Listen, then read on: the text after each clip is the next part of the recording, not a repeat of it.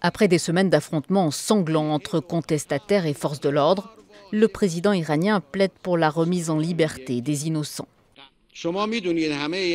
Vous savez que parmi toutes ces personnes qui ont été arrêtées, il y a bien sûr des innocents et ils devraient être remis en liberté. Ils ont été arrêtés pour presque rien.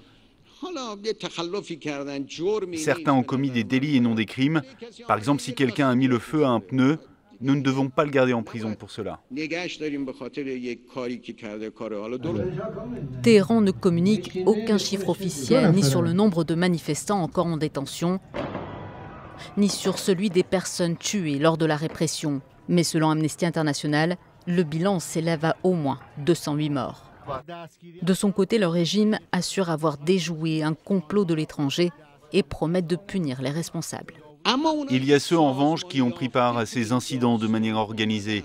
Leurs maîtres à l'étranger leur ont dit que c'était le bon moment, qu'ils devaient appliquer leur plan et ils sont descendus dans les rues.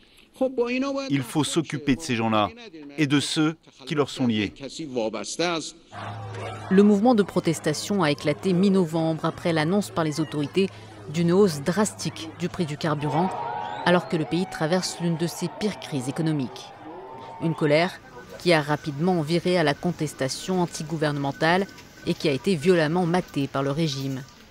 L'accès à Internet a été quasi totalement bloqué et plusieurs centaines de personnes ont été arrêtées par les forces de sécurité qui ont notamment fait usage de tirs à balles réelles.